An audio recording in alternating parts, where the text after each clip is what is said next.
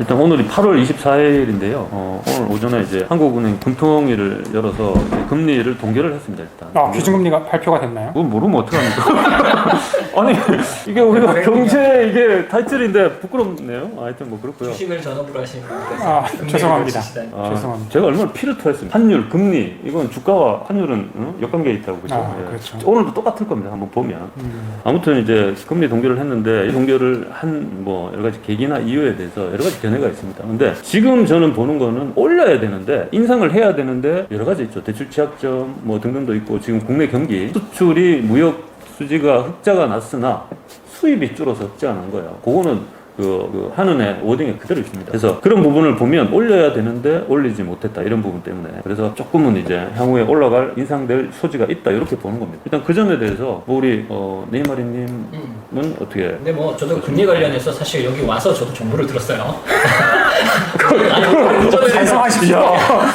반성하셔야 돼요. 아니 오전에 제가 법원에 있다가 법원에 있다가 입찰 관련해서 하다가 바로 안산에서 지금 부랴부랴 서울로 넘어오다 보니까 중간에 제가 뉴스를 못 들었어요. 그래서 여기 와서 동결됐다는 뉴스를 들었는데 뭐 저희가 일전에 금리를 다뤘잖아요. 그렇죠. 뭐 사실 저는 동결될 거다라고 어느 정도 예상은 했었고 그때도 그렇게 얘기했는데 뭐 지금은 오히려 더 동결이 될 수밖에 없는 상황. 뭐 중국발 금융 리스크라든가 사실 이런 그 경기 침체 관련해서는 아직 우리나라는 헤어나올 수가 없어요. 근데 이게 또 바꿔 말하면 금리적인 부분에 있어서 물론 가계대출 영향이라든가 이런 것들 보면은 이제 상승 요인이 되겠지만 이제 그 외에 뭐 경기 침체라든가 경제 성장률 저하라든가 그리고 뭐 중국발 금융 리스크라든가 이러한 것들이 결국에는 동결을 만든 사태라고 보거든요. 그래서 지금 뭐 한은 총재가 어떤 워딩을 썼는지 제가 아직 확인은 하지 않아서 잘 모르겠는데 이미 동결은 예상이 됐었다.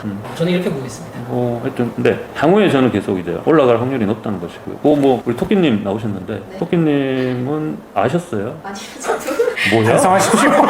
고생하십시오. 우리 모두 같이 반성합시다. 오전에 해가지고. 우리 경제 블로거의 타이틀을 가지고 있는데 나도 출근을 했어요.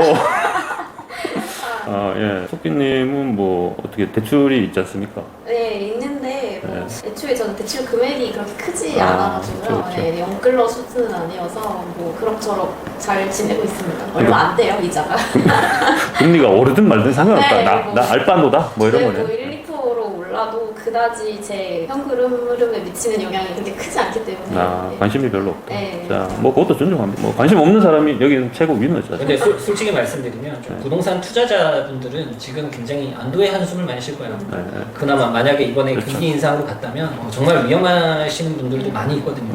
네. 금리 인상이 바로바로 급격하게 이루어졌을 때 다시 한번 역전세가 일어날 수 있고 대출이자가 부담될 수 있고 맞습니다. 뭐 솔직히 가계대출이 위험 수준까지 다다랐다라고 하니 실질적으로 이번 동결은 다주택자분들한테는 굉장히 호재다. 그거는 저도 공감합니다.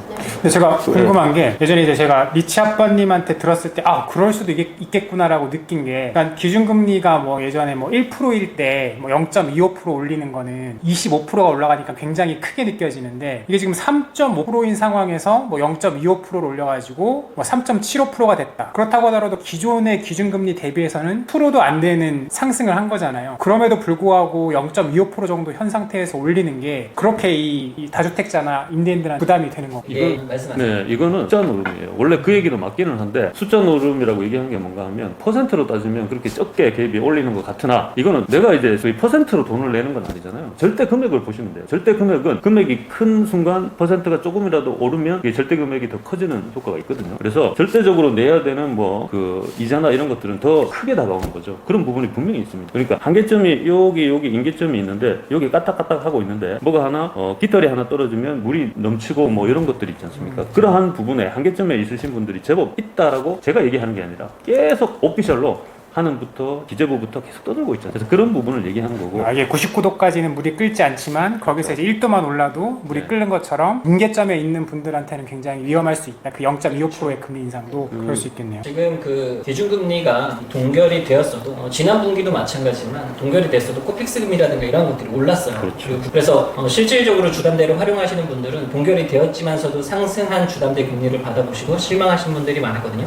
이번에 기준금리를 이제 만약에 올렸더라면 그러한 것들이 또 다시 한번 동반 상승이 되다 보니까 이게 실제 대출이자 특히 연끌하신 분들에 있어서는 아주 작은 차이도 이제 큰 타격으로 올 수 있다. 한은 총재 같은 경우는 시장의 충격을 어떻게 해서든 좀 가볍게 만들어내야 되는 부분들이 있거든요. 그러면 만약에 이번에 인상을 했어도 분명히 그런 워딩이 있었을 거예요. 네. 이번 한 번만 올리고 그렇죠. 이제 더 이상은 올리지는 않을 것이다. 이런 아마 워딩을 썼을 테지만 이번에 지금 동결을 하면서 분명히 또 이런 워딩을 냈을 거예요. 다시 추후에 올릴 수도 있다. 맞아요. 그러니까 한마디로 너무 안정적으로 또 다시 투자 러시를 하지 말라. 이런 식으로 또 워딩을 내지 않았을까 싶긴 하네요. 맞습니다. 예, 그런 식으로 연준이 이번에 잭슨홀 미팅도 있는데요. 내일인가 있는데 그런 부분에서 이제 파월이 어떤 식의 스탠스를 갖고 있는지가 중요하다라고 워딩이 그렇게 얘기를 했고요. 그거는 제가 계속 말씀드렸지만 하나는 연준의 한국 지부 할 수 없습니다. 거기서 만약에 이제 저는 금리를 올릴 거라고 생각을 하는데요. 9월 달에는 연준이 그러면 한국은행은 9월 아니면 10월에 또 올릴 수밖에 없다라는 계속 이제 그런 입장을 견지를 합니다. 교수님 그러면은 네. 지금 미국 연준이 현재 지금 5.5%에서 더 금리 인상을 할 것 같다는 말이죠. 그게 아마 저번에